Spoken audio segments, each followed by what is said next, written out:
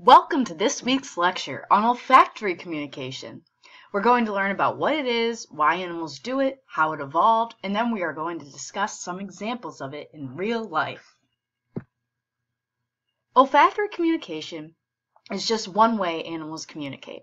There are other kinds of communication we talked about, such as auditory and visual communications. Now we are going to talk about communicating through smell. Olfactory communication requires chemicals called pheromones. The pheromones are these chemical signals or molecules. It is important to remember that not all smells are pheromones. They are only pheromones if they influence the behavior or send a message to another animal. I included a picture of this dog sniffing because dogs especially gather a lot of information through their nose, and they have some of the best examples of olfactory communication, which we will be getting back to later. There are two main ways pheromones can evolve in animals. They start as chemical cues that later evolve to become well-used pheromones. The first way they can evolve is from sender precursors, which is when the receiver becomes more sensitive to cues that are linked to a specific behavior.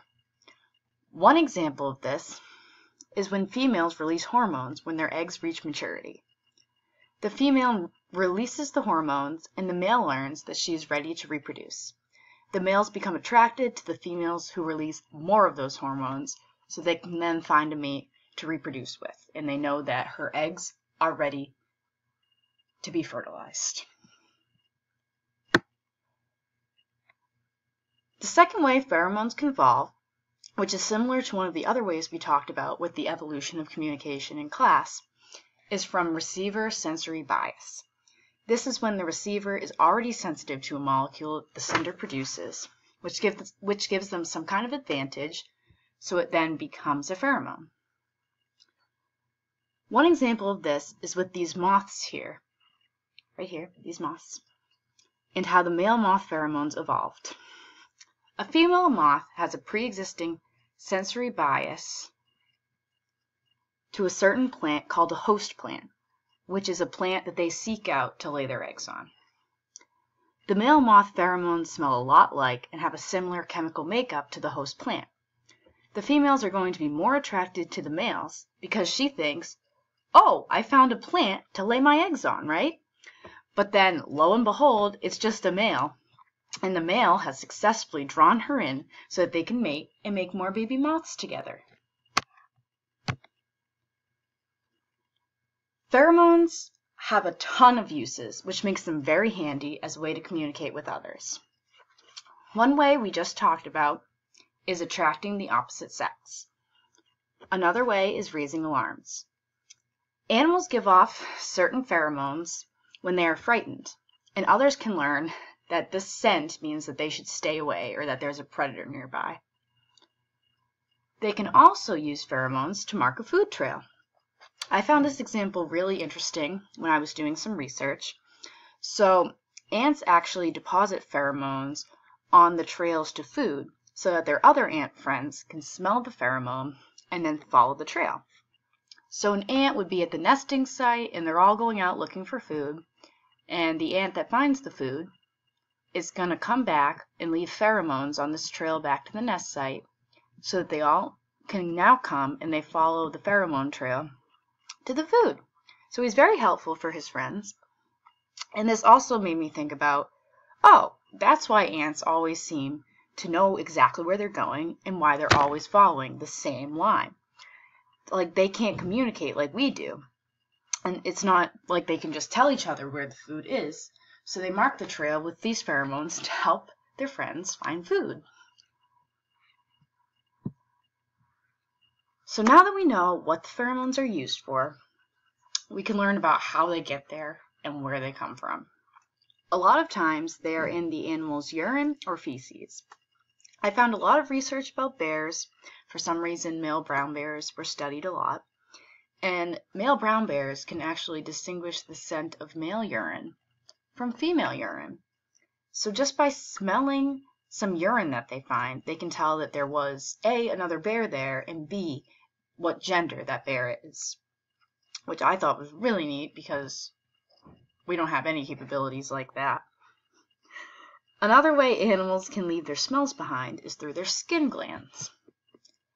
Animals often have specialized glands to release smells that communicate different things, whether it be about their gender or that they are ready to mate. One example of this that I really like, because I feel like we've all seen videos of bears rubbing themselves on things and we just think it's cute. But what they're actually doing is something called territory marking.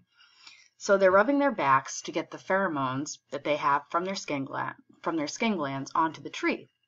So other bears, and maybe some females, know where to find them. It's as if the bear, this guy here rubbing his back on the tree, is just saying, all right guys, like, this is where I've been, this is where I'll be, come stop by, I'll be here, or I'll come back.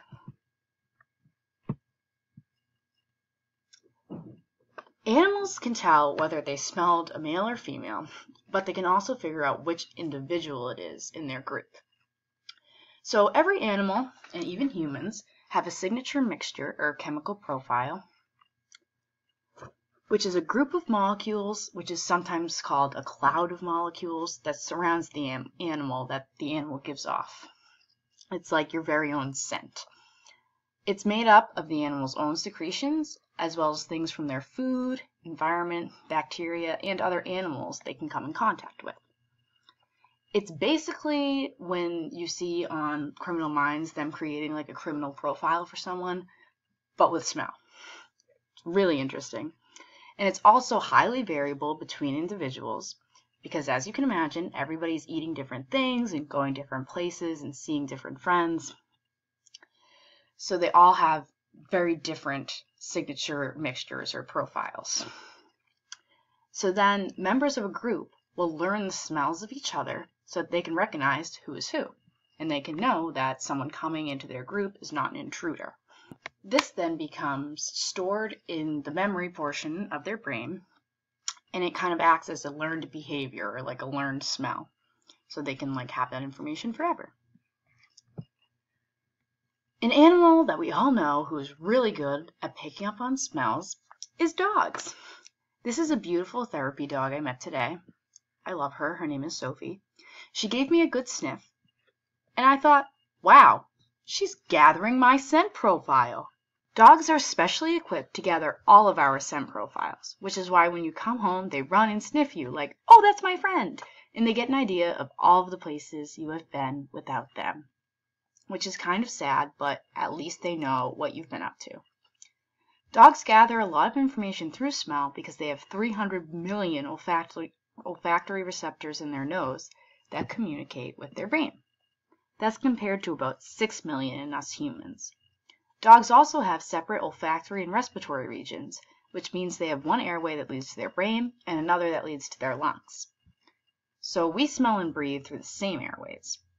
This means that when a dog sniffs, they get special access to the brain so they can detect what it is exactly that they are smelling, which is helpful because it gives them another way to communicate. What else is interesting about dogs? So many things.